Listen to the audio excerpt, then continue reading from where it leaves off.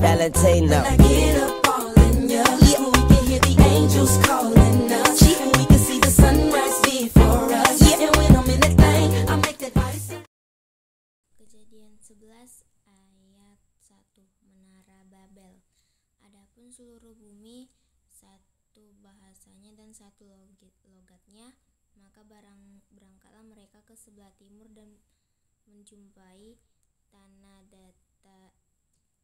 datar ini di tanah Siniar, lalu menetaplah mereka di sana. Mereka berkata seorang kepada yang lain, marilah kita membuat batu bata dan membakarnya baik-baik.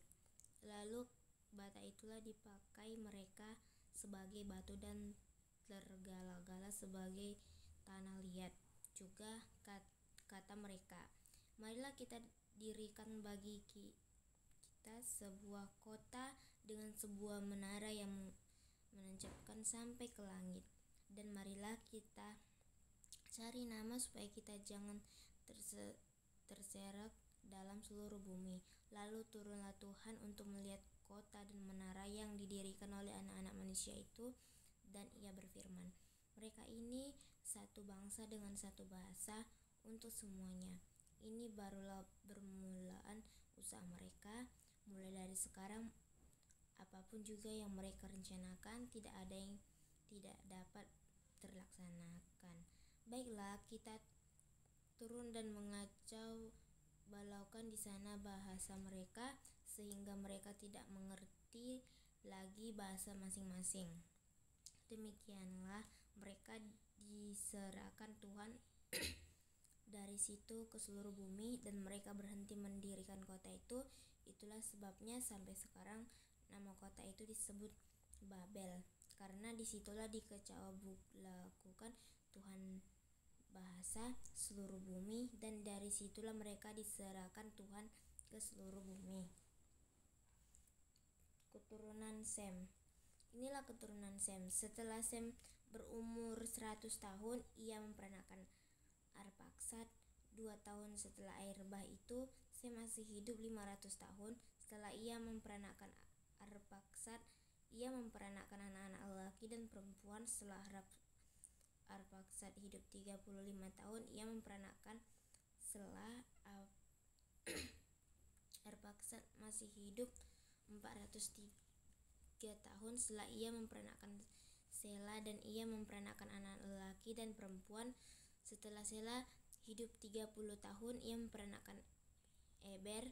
Setelah masih hidup 403 tahun setelah ia memperanakan Eber, ia memperanakan anak-anak lelaki dan perempuan. Setelah Eber hidup 34 tahun, ia memperanakan Peleg. Eber masih hidup 430 tahun setelah ia memperanakan Peleg, dan ia memperanakan anak laki-laki dan perempuan. Setelah Peleg hidup 30 tahun, ia memperanakan Rehu. Peleg masih hidup 209 tahun setelah ia memperanakan Rehu, ia memperanakan anak-anak laki dan perempuan. Setelah Rehu hidup 32 tahun, ia memperanakan Serug. Rehu masih hidup 207 tahun setelah ia memperanakan Serug, ia memperanakan anak-anak laki dan perempuan. Setelah Serug hidup 30 tahun, ia memperanakan Nahor. Serug masih hidup 200 tahun setelah ia memperanakan Nahor, ia memperanakan anak-anak lelaki dan perempuan. Setelah Nahor hidup 29 tahun, ia memperanakan Tera. Nahor masih hidup 119 tahun setelah ia memperanakan Tera, dan ia memperanakan anak-anak lelaki dan perempuan. Setelah Tera hidup 70 tahun, ia memperanakan Abraham, Nahor, dan Haran. Daftar keturunan Tera. Inilah keturunan Tera. Tera memperanakan Abraham,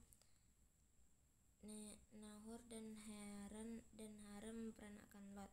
Ketika Tera ayahnya masih hidup, matilah Haran di negara kelahirannya di Ur-Kasdim. Abraham dan Nahor kedua-duanya kawin, namun istri Abraham ialah Sarai, dan nama istri Nahor ialah Milka.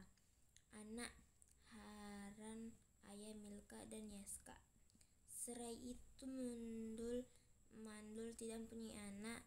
Lalu Tera membawa Abraham, anaknya serta cucunya Lot, yaitu anak Haran, dan Sarai, menantunya, istri Abraham, anaknya. Ia berangkat bersama-sama dengan mereka dari Ur Kasdim untuk pergi ke tanah Kanaan. Lalu sampailah mereka ke Haran dan menetaplah di sana. Umur Tera dan ada 205 tahun, lalu ia mati di Haran. Abraham dipanggil Allah. Berfirmanlah Tuhan kepada Abraham, "Pergilah dari ke negaramu dan dari sanak saudaramu dan dari rumah bapamu ini ke negara yang akan kutunjukkan kepadamu. Aku akan membuat engkau menjadi bangsa yang besar dan memberkati engkau serta membuat namamu bersyukur. Dan kau akan menjadi berkat. Aku akan memberkati orang-orang yang memberkati engkau dan mengutuk orang-orang yang mengutuk engkau. Dan olehmu semua kaum ini di muka bumi akan mendapat berkat." Lalu pergilah Abraham seperti yang difirmankan Tuhan kepadanya, dan Lot pun ikut bersama-sama dengan dia. Abraham berumur 75 tahun ketika ia berangkat dari Haran. Abraham membawa Sarai istrinya dan Lot anak saudaranya dan segala harta benda yang didapat mereka dan orang-orang yang diperoleh mereka di Haran. Mereka berangkat ke tanah Kanaan lalu sampai di sana.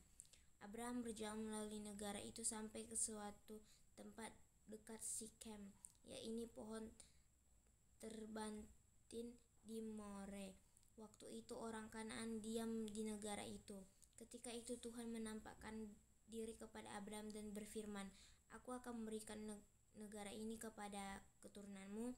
Maka didirikannya di situ mazbah bagi Tuhan yang telah menampakkan diri kepadanya. Kemudian ia pindah dari situ ke pegunungan sebelah timur Betel. Ia memasang kemah dengan Betel di sebelah barat dan Ai di sebelah timur.